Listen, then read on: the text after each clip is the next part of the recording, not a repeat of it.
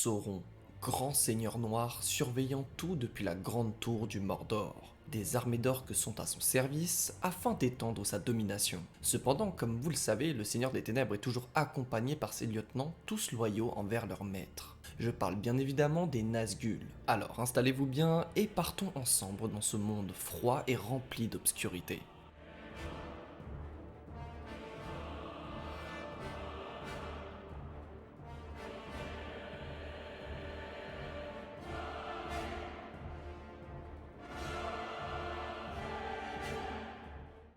Pour ce qui est de l'étymologie, le terme Nazgûl signifie tout simplement spectre de l'anneau. Nazg signifiant anneau et Gûl spectre. À l'origine, les Nazgûl étaient 9 hommes, ayant chacun reçu un anneau de pouvoir au cours du deuxième âge. Leurs anneaux leur permirent de devenir de puissants personnages, mais peu à peu ils tombèrent sous le joug de Sauron et de l'anneau unique. À l'origine, les Nazgûl étaient des hommes, des rois d'antan. On en compte 9 au total et ayant tous reçu de Sauron un anneau. Ces anneaux permirent aux 9 rois de grands faits, d'une grande puissance, cependant, aveuglés par leur cupidité, ils tombèrent peu à peu sous l'emprise de Sauron. En effet, en plus des anneaux destinés aux hommes, aux elfes et aux nains, le Seigneur des Ténèbres avait forgé un anneau d'or en secret, qui se trouve bien sûr être l'anneau unique, un anneau pour les gouverner tous. Peu à peu, les rois tombèrent dans les ombres, corrompus par le pouvoir de l'unique. Ils se mirent à prendre l'aspect de spectres noirs totalement soumis à la volonté de Sauron. En ce qui concerne les Nazgûl, eh bien, 2 d'entre eux sont nommés dans les écrits de l'auteur. Le roi sorcier d'Angmar est à l'origine un homme qui vivait au deuxième âge en Terre du Milieu. Ayant sombré comme tous les autres rois, il est le chef des Nazgûl. Ancien roi et grand sorcier, il est le plus puissant et le plus terrible des spectres de l'anneau. Vient ensuite son second, Khamûl, l'ombre de l'Orient. Il est visiblement celui qui craint le plus la lumière. De plus, en l'absence du roi sorcier, c'est lui qui prit le commandement des Nazgûl.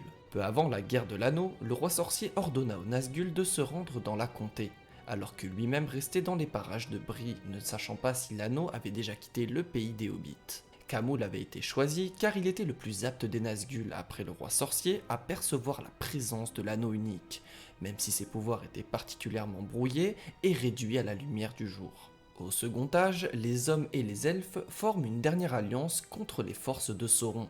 Après qu'Isildur trancha les doigts du Seigneur des Ténèbres, Sauron et les Nazgûl disparaissent et sont privés de forme physique. Cependant, l'anneau unique n'étant pas détruit, car Isildur ne voulait pas s'en séparer à cause de l'influence de l'anneau sur lui, Sauron et ses serviteurs noirs ne mourirent pas.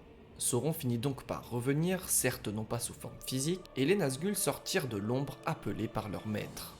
Plus tard, le roi sorcier, aidé par les autres Nazgûl, prirent Minas Ithil. Après que la cité soit tombée, elle est rebaptisée Minas Morgul, la tour de la sorcellerie. Par la suite, Sauron finit par capturer Gollum. Il le torture et la vile créature finit par lui parler d'un certain Saké de la comté, qui serait en possession de l'anneau unique. Avec cette information, le roi sorcier attaqua Osgiliath, afin de créer une sorte de diversion afin que les autres cavaliers noirs puissent se rendre dans la comté, chercher ce fameux Saké. Cependant, ils ne retrouvèrent Frodon que sur le mont Venteux, accompagné de plusieurs hobbits et d'un homme. Le combat était inévitable et Frodon fut blessé par une lame de Morgul. Néanmoins, Aragorn intervient et réussit à faire fuir les Nazgûl. Les Nazgûl chevauchèrent par la suite des créatures ailées offertes par Sauron, ce qui leur permettra de chercher l'anneau unique plus efficacement et de prendre part à de nombreuses batailles plus facilement. Le roi sorcier finit par périr des mains de Éowyn, aidé par Merry qui le blessa. Pour ce qui est des autres Nazgûl, je pense qu'ils ont tous péri en même temps que Sauron, mais rien n'est sûr. Cette vidéo est maintenant terminée, j'espère que vous avez passé un bon moment devant ce récit, et je vous invite à me laisser une trace de votre passage dans les commentaires pour ouvrir un débat ou me donner votre avis. Je vous dis donc à bientôt sur les terres d'Arda.